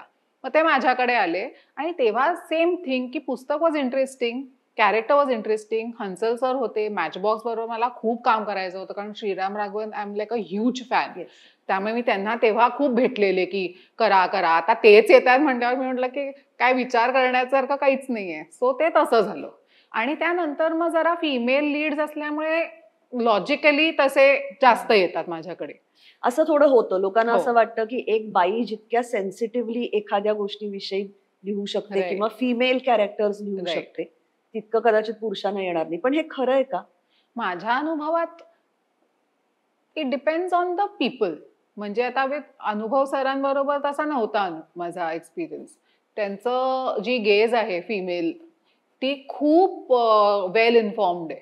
पण तू एक बाई आहेस म्हणून तू बायकांच्या व्यक्तिरेखा जास्त चांगल्या लिहू शकतेस असं तुला वाटतं? मला असं वाटतंच. कारण कसं आहे, आता सपोज मी डॉक्टर असते आणि मला मेडिकल ड्रामा लिहायचा असता, तर I would know more by default. Similarly जेव्हा थप्पड लिहिताना जेव्हा मी त्याचं ते सुरुवातीचं तिचं एक डेली रुटीन जे आहे ते आपल्यालाच माहिती असतं त्याचं महत्व काय येते. कारण का नंतर अख्खं घर उठणार असतं आणि आपला वेळ असा डिवाइड होणार असतो. त्यामुळे तो 15 मिनिट्सचा पिरियड आपल्यासाठी किती महत्वाचा असतो हे आपल्याला माहिती असतं. हे काय त्यांना गेस करता आलं नाही. कारण नॉर्मली पुरुष उठल्यावर ते येऊन बसतात, त्यांच्या हातात चहा येतो. सो ते POV म्हणा, that is a lived experience. त्यामुळे आपणच ते आणू शकतो. सिमिलरली जर मेल लेड आहे तर एक कॉम्प्लेक्सिटी ऑफ इमोशन्स काय असू शकतं की मुलगा आणि बाप सपोज, ते जर एका मुलाने लिहिलं तर ही नोज बेटर की त्याच्यामध्ये किती कॉम्प्लेक्सिटीज असू शकतात. जसं मी डॉटर आणि फादर असेल किंवा डॉटर आणि मदर असेल तर वी वुड नो, कारण आपण एक्सपिरियन्स केलंय. पण beyond that I don't think there is any other reason for that. म्हणजे कितीतरी गाणी सुंदर सुंदर हे मेल लिरिसिस्टनी लिहिलेली आहेत आणि तितकीच हॉरिबल गाणी सुद्धा लिहिलेली आहेत की जिकडे मला ते खूप डोक्यात जातं. ते आजा पिया तो हे प्यार दू, गोरी बैया तो पे वार दू. आय डोंट थिंक की कोणीही बाई इन हर राईटफुल सेन्सेस तिला असं वाटेल करावं असं, टू बी ऑनेस्ट. पण beyond that I don't think की मेल फिमेलचं एवढं काही आहे त्याच्यामध्ये. म्हणजे लेखनामध्ये नाही, आय थिंक क्राफ्ट मध्ये जेंडरचा काही संबंध नाहीये. तुमचे जे लिव्ड एक्सपिरियन्सेस आहे, तुमचं जे विश्व आहे, त्याच्यातनं फायनली आपण ड्रॉ करत असतो. ते जर त्या गोष्टीला कंड्युसिव्ह असेल तर ते येणार. ते जर आता सपोज फिमेल कॅरेक्टर आहे पण ती एअरफोर्स पायलट आहे, काय माहिती मला, I will have to research.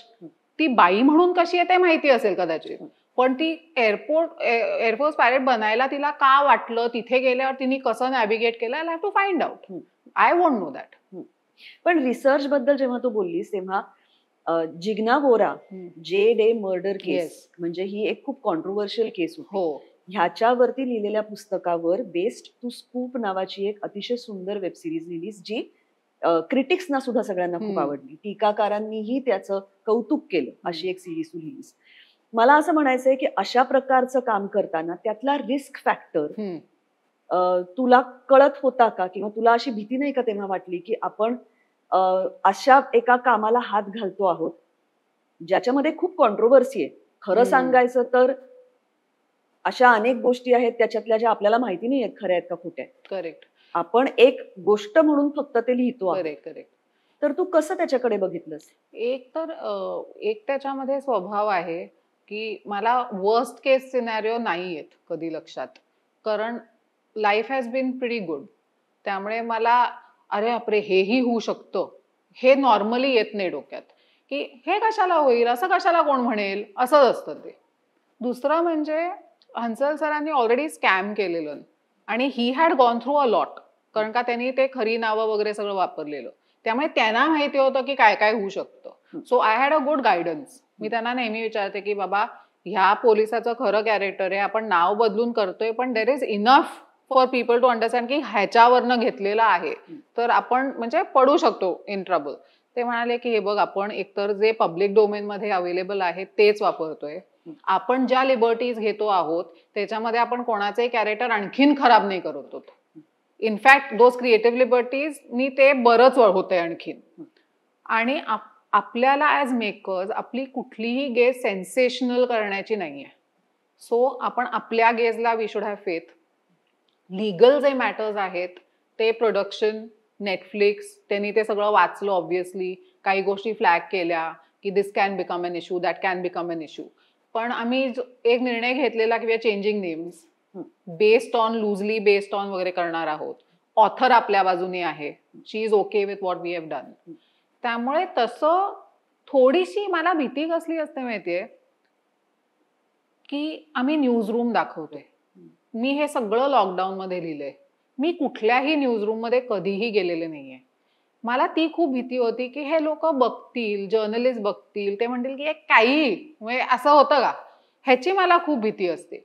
किंवा मी घरी बसून बायकाला प्रेझेंटची वॉर्डन कशी बोलेल, किंवा एक कमिशनर ऑफ पोलीस आणि खबरीमध्ये काय कॉन्व्हर्सेशन असेल. मला हसायला यायचं. तेव्हा मी विनयला तो वाचून दाखवायचे. मी म्हटलं हे बघ, मी एका कमिशनर ऑफ पोलीस आणि खबरीचं कॉन्व्हर्सेशन लिहिते, तर जरा बघ हे तुला कानाला तरी ठीक वाटतंय का. ह्याची मला भीती असायची की आपण कुठलं तरी लिहितोय जे आपल्याला काही गंध नाहीये, त्याचा कधी विचारही केलेला नाहीये. आणि तिसरी एक भीती होती की जे प्रेझेंट सेक्शन होता ना, ते ना मला सतत ना जे पिक्चर बघितलेत ना त्या ह्याच्यामधले की तेच माहितीये आपल्याला की हे असंच होतं. एक हसीना थी सारखंच प्रिझन असतं, त्याच्यामध्ये अशाच बायका असतात आणि असेच गोष्टी होतात. त्याचा मला थोडासा भीती वाटायची. पण त्याच्यामध्ये मी जिग्नाचं पुस्तक वाचलं, त्याच्यामध्ये जे रिअल अनुभव आहेत की एक साबण नसणे ह्यानी किती सायकोलॉजिकल त्रास होऊ शकतो, किंवा तुमचा डबा अडवून ठेवायचा, तुम्हाला जेवण वेळच्या वेळी द्यायचंच नाही, ते खराब होईल मग तुम्हाला द्यायचं. हे कुठल्याही एका बाईनी तिला रेप करायचा प्रयत्न केला किंवा कुठल्या तरी वॉर्डननी तिला बुकलून काढलं ह्याच्यापेक्षा खूप वेगळं पण येट इक्वली हरॅसिंग हे होऊ शकतं. त्याची मदत झाली की आपण ते घेऊयात इन्स्टेड ऑफ दिस. सो ह्या भीत्या असायच्या की आपण किती ऑथेंटिसिटी आणू शकतो विदिन लिमिट्स ऑफ एंटरटेनमेंट. की at the end of the day मी काय प्रेझेंट डॉक्युमेंटरी नाही करत की हे असं असं असतं. सिमिलरली लॉ, की आता हा लॉयर काय आर्ग्यू करणार आहे, म्हणून मी बसून अख्खी जजमेंट वाचली. त्याची तिची चार्जशीट वाचली which was like some 300 pages. मी एका त्या रिसर्च मुलाबरोबर बसले म्हटलं ह्याच्यातलं मी काय वाचलं पाहिजे सांग, आणि 300 पानं मला कळणार नाहीयेत लिगल लँग्वेज मधली. तर त्याचा वर्डिंग मधनं त्यांच्या आर्ग्युमेंट्स मधनं आपल्याला साधारण अंदाज येतो की हे काय बोलतात किंवा कशा पद्धतीने विचार करतात.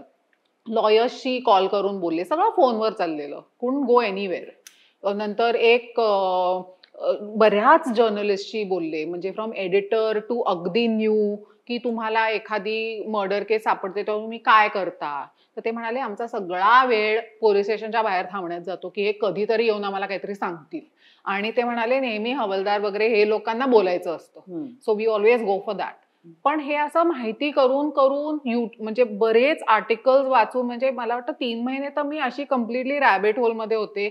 मला तर खूप माहिती होतं की प्रिझन आणि पॉलिटिक्स मध्ये तेव्हा ही गव्हर्नमेंट होती, त्यांनी ह्या केसचा असा वापर केला आणि ह्या माणसांनी हे केलं, म्हणजे फुल. मग त्याच्यानंतर ना थोडासा आपल्याला 1 महिना द्यायला लागतो टू फॉरगेट ऑल दॅट. कारण नाहीतर मग आपण त्या रिसर्चच्या सर्व्हिसमध्ये असतो की अरे पण हे असं होतं, पण पण त्याचा आपण वापर करायला, किती माहिती काढली ते दाखवूया, मोह व्हायला. एक्झॅक्टली. त्यामुळे मी माझ्या प्रोड्युसरना सांगितलेलं की हे बघा मला 6 ते 8 महिने लागतील to write the bible and the step outlines वगैरे सगळ्या. करंट रिसर्च मला 3 महिने हवाय, त्याच्यानंतर मला महिनाभर डिटॉक्स करायला लागेल, नाहीतर मी तुम्हाला रिसर्च लिहून देईन. तर ऑल्सो ओके विथ दॅट. बरं लॉकडाऊन असल्यामुळे काय फार घाई नव्हती कोणाला की बरं कर तू. सो ते पण ह्या सगळ्या अशा गोष्टी, हन्सेल वॉज व्हेरी ओके. तो म्हणाला नाही की you have to do research. त्यांनी स्कॅमवर केलेला, ते म्हणाले I understand the value of it. नाही तर काही डिरेक्टर्स ना रिसर्चना फार महत्व नाही देत, ते म्हणजे वो देख लेंगे, वो सेट ड्रेसिंग में हो जाएगा, वो कॉस्ट्युम वाला देख लेगा ना तब क्या पहनते थे, असं नॉर्मली होतं. So I was given all these liberties. त्यामुळे आम्ही कोणावर काय जस्टिस करतोय ना हे बऱ्यापैकी हन्सेल सर, नेटफ्लिक्स ह्यांच्या जोरावर मी सगळं लिहित होते की बाबा मी असं लिहिलंय चालेल ना.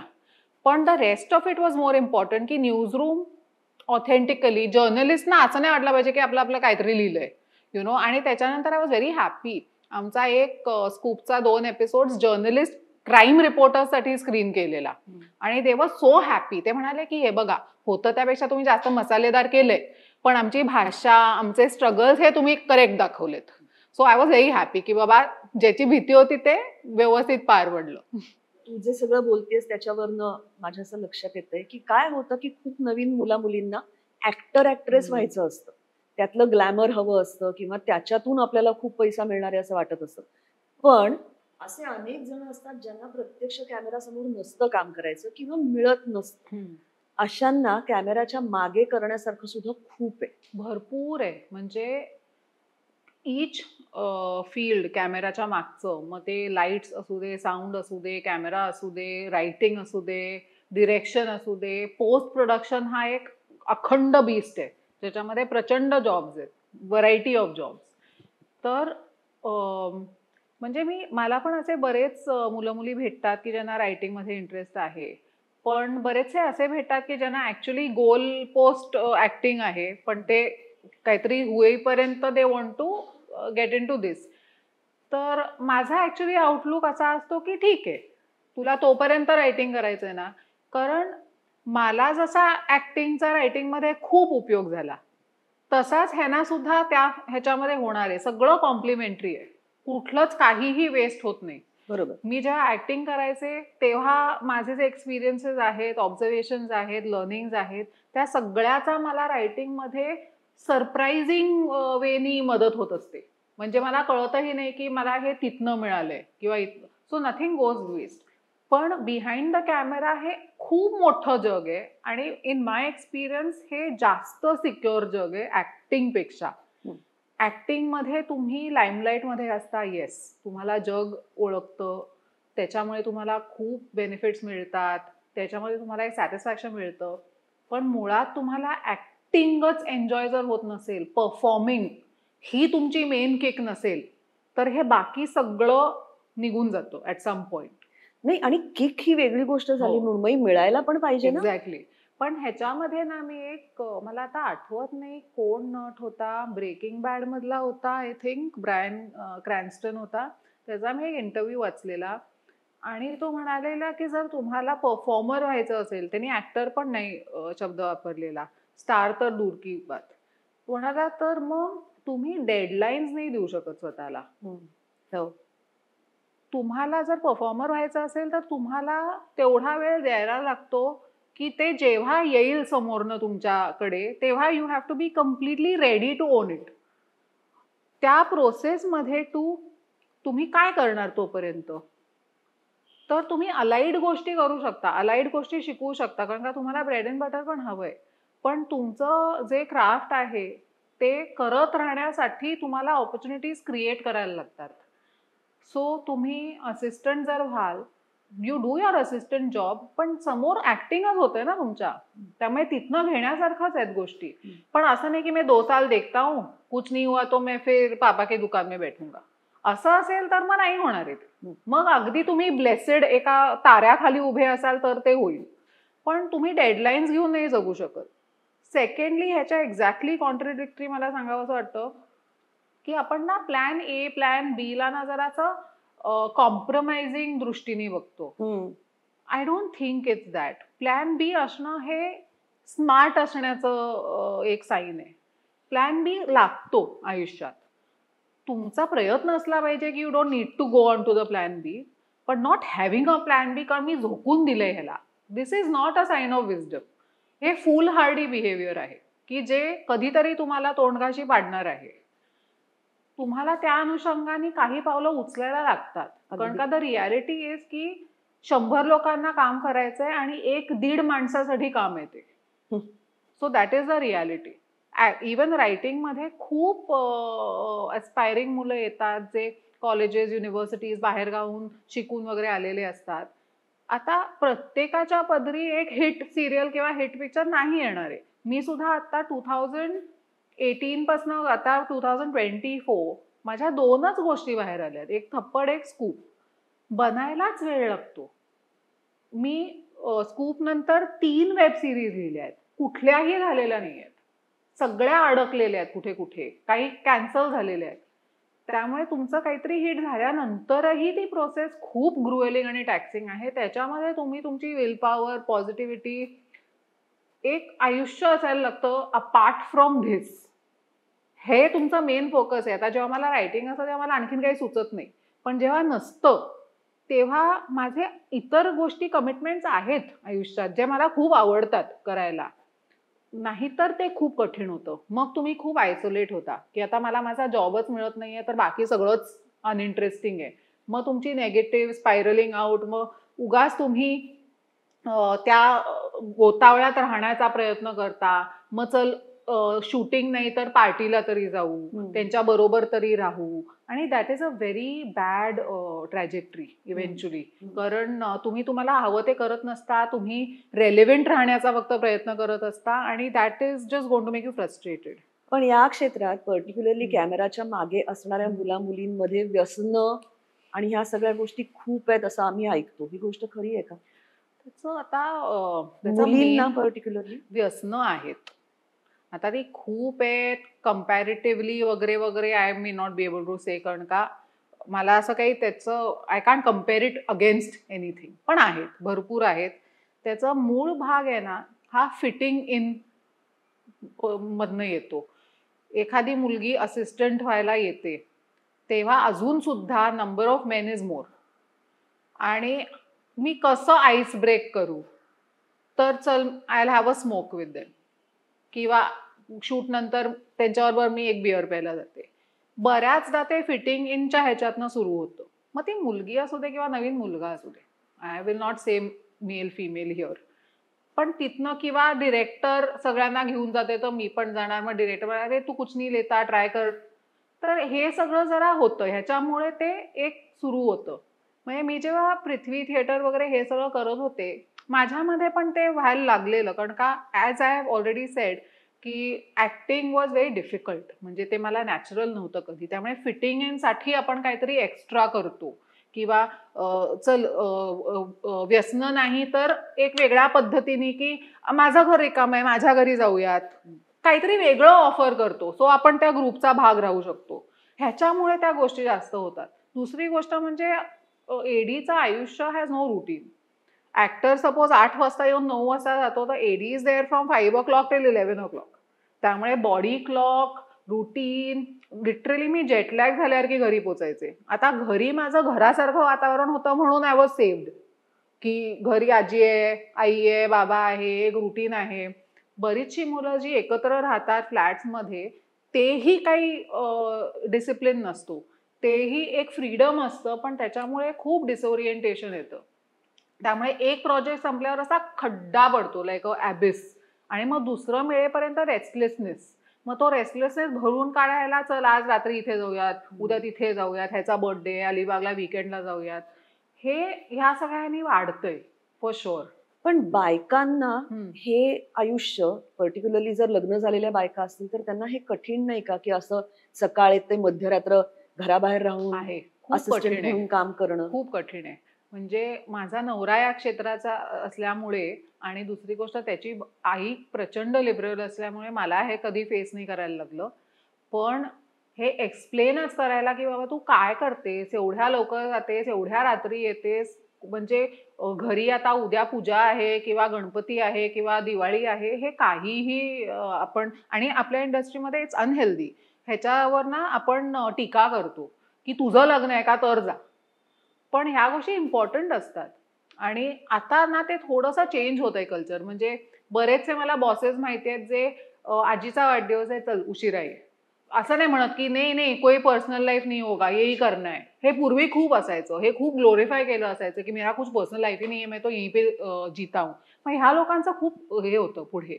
बायकांना तर खूप त्रास होतो, स्पेशली लग्न झालेलं असेल किंवा मूल वगैरे कोणी असेल ना, इट्स व्हेरी डिफिकल्ट. म्हणजे डीओपीज खरंच स्ट्रगल करतात, जे कॅमेरा विमेन आहेत काही, व्हेरी फ्यू, त्यांना खरंच. पण आता काय करणार, either you have to fight it out there किंवा you have to fight it out here. कुठेतरी तुम्ही लढत असता, घरी किंवा ऑन युअर जॉब. म्हणून या क्षेत्रात बायका कमी असतात. तेही आहे, आणि मुळात मला ना खूप इंटरेस्टिंग अनालॉजी दिलेली अनुभव सरांनी. हे आपल्याबद्दल म्हणलं जातं ना की बायका खूप वाईट ड्रायव्हर्स असतात, तर ते म्हणाले की बायकांचं कंडिशनिंग काय आहे, की डिसिजन कोणीतरी दुसरा माणूस घेतोय, नवरा घेतोय, वडील घेतोय, सासू मे बी घेत असेल. आपली जी डिसिजन मेकिंगची जी कपॅसिटी आहे ती ओव्हर द इयर्स ओव्हररूल झालेली आहे. आपण आपल्यासाठी सुद्धा डिसिजन्स आणखीन कोणतरी घेत असतं. ते म्हणाले ड्रायव्हिंगमध्ये काय आहे, डिसिजन मेकिंगच आहे, की जाऊ का थांबू का, वळू का नको का, हे का ते. त्यामुळे तो जो रिफ्लेक्स टाइम आहे तो ओव्हर द इयर्स कॉम्प्रोमाइज झालाय. तो नॉर्मल सिंकमध्ये यायला वेळ लागेल. पुरुषाला काय, he is been in a decision making seat forever. त्यामुळे it's easier. Same thing applies here, की आपल्याला कसे पर्सिव्ह करतील. आपण बाई आहोत म्हणून आपल्याला सर्टन फील्ड्समध्ये की नाही वो तू मत कर मैं कर लूंगा, या हिला ना त्या ऍक्ट्रेस बरोबर ठेव, तिथे कॉस्ट्युम किंवा हे सॉफ्टर जे असतात ना की कॉस्ट्युम, हेअर मेकअप, इथे जास्त किंवा कंटिन्युटी जे मी पण केलं तिथे लडकी चलेगी. पण ग्रिप्स असेल, लाईट्स असेल, कॅमेरा असेल, sound also for that matter, कुठेही बसायला लागतं, कुठेही जाऊन रेकॉर्ड करायला लागतं. तिथे जरा बायका पण थोड्याशा हे करतात की मला आहे आवड, पण किती गोष्टींना फाईट आउट करायचं तिथे पोचेपर्यंत. सो ऑलरेडी बॅटल्स घरी पण असतात, इथे पण. मग ते चुझिंग युअर बॅटल्समध्ये बरं, आफ्टर प्रेग्नन्सी आणि kids most of them back out, कारण इट बिकम्स इम्पॉसिबल. म्हणजे स्वतःला पण जस्टिफाय आपण करू शकत नाही, इतरांना तर सोडच. सो त्याच्यामुळे ते नंबर्स आहेत कमी, आणि ते वाढण्यासाठी ते कंड्युसिव्ह एन्व्हायरमेंट येईपर्यंत इट्स व्हेरी डिफिकल्ट. पण मग तुला इथून पुढे काय करावं असं वाटतं? म्हणजे आता तू लिखाणात रमलीयस का तुला दिग्दर्शनात पुढे जावं असं वाटतंय? दिग्दर्शनाची थोडीशी ओढ आहे, करावंसं वाटतं निश्चित. कारण का आता कसं आहे, जेव्हा आपण लिहितो तेव्हा आपण एका पद्धतीने ते बघितलेलं असतं, आणि मी लिहिलेलं मी फक्त प्रीमियरलाच बघते. म्हणजे थप्पड मी तो एकदाच बघितलाय कारण बघायला लागला, आणि स्कूपचे ते 2च एपिसोड बघितले कारण बघायला लागले. त्याच्यानंतर मी नाही बघितलं, मला भीती वाटते की बापरे हे कसं आलं असेल वगैरे वगैरे. तर ते एक थोडासा कंट्रोल फ्रीक आहे नेचर. पण त्यामुळे जरा असं कधी कधी वाटतं की आपण लिहिलेलं आपणच करून बघितलं तर कसं होईल. आणि दुसरी गोष्ट म्हणजे की एकदा तरी करून बघायलाच हवं असं मला, म्हणजे कुठल्याही बाबतीत जर काहीतरी ओढ असेल तर ते तुम्ही करून मोकळे व्हा. मग त्याच्यात तुम्ही सक्सेसफुल व्हा किंवा तुम्हाला कळेल की हे अपना नाही आहे, पण उगाच आपलं ते करू का नको करू का नको. सो त्यामुळे मी मागच्याच वर्षी विनेला म्हटलं की कदाचित जर ऑपॉर्च्युनिटी आली तर मी करेन. मला एक दोन गोष्टी आहेत ज्या मला स्वतःला लिहायच्या आहेत, ज्या मला असं वाटतं की I will do a good job as a director.